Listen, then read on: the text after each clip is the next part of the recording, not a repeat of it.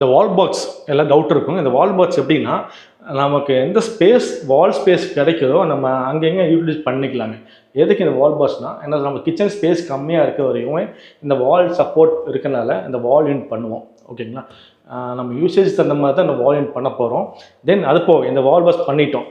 இந்த எப்படி ரொம்ப நம்ம ஷார்ட்டாக இருக்கோம், ரொம்ப ஹைட்டாக வச்சுட்டிங்கன்னா நீங்கள் எடுக்கிறதுக்கு ரொம்ப சிரமமாக இருக்கும். இந்த ஃபர்ஸ்ட் செல்ஃப் எடுத்துருவீங்க, ஓப்பன் பண்ணதுக்கப்புறம் அந்த செகண்ட் செல்ஃப் எடுத்துருவீங்க. இந்த தேர்ட் செல்ஃப் வரும்போது உங்களுக்கு எடுக்க ரொம்ப கஷ்டமாயிடும். ஸோ நமக்கு ஹைட்டுக்கு தகுந்த மாதிரியும் இது அப் அண்ட் டவுன் வச்சுக்கலாம்.